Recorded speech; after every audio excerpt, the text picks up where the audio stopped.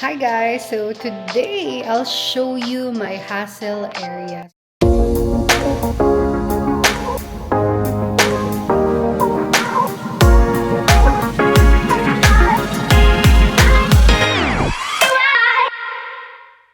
So sobrang layo niya. Charot, sobrang lapit niya kasi 10 hakbang lang siya galing sa kwarto ko. So this is my room.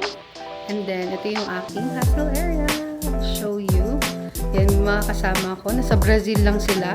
So my hustle area is there. Yan, dati dito, ito hindi ko na matanggal, kaya nilagay ko na lang dyan yung, nagmukha na lang siyang sala. So, ito yung ating hustle area. Nakakatuwa kasi nasa bahay lang ako. And then, the hustle area is here. This is my chair. It's Muso. Nalaman ko to kay JD. I bought this for 14K. And ito yung ating desktop. Kalimutan ko ilang inches yan. Basta mahaba. My laptop. My iPod. And then, yung ating calendar and everything.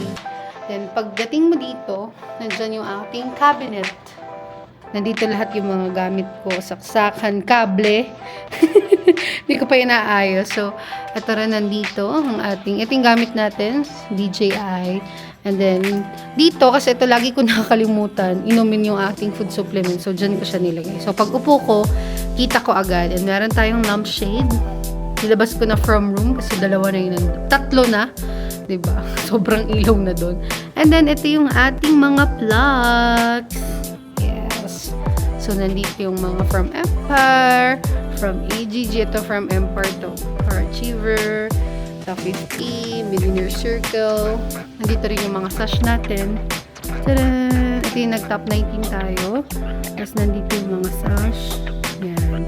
And then, another sash. Dito yung Millionaire Circle. Yan. Medyo may nakaano. So, that's my hustle area. Nakakatawa, no? Kasi imagine mo, nandito lang ako sa bahay. And then, pwede kang kumita, do business in the comfort of your home. So, again, ayun lang yung ating room. Tadaan! So, lalakad lang ako konti. Andito na ako. And sobrang ganda niya para sa akin. Bakit? Kasi ako, lumaki ako sa Manila. And ayoko na yung babiyahe pa ako na malayo para lang kumita, di ba? Para lang magtrabaho. But this time, we're doing business at home. Hindi na lang basta tayo nag-work.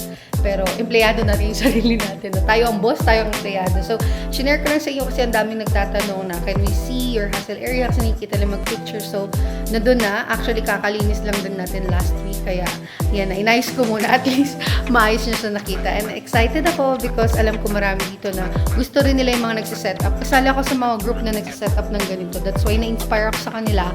Ito dati yung background ko. But ngayon, dyan na lang siya. Kasama ng ating mga shoes. And now, this is my hustle area. Ta-da! Ta-da!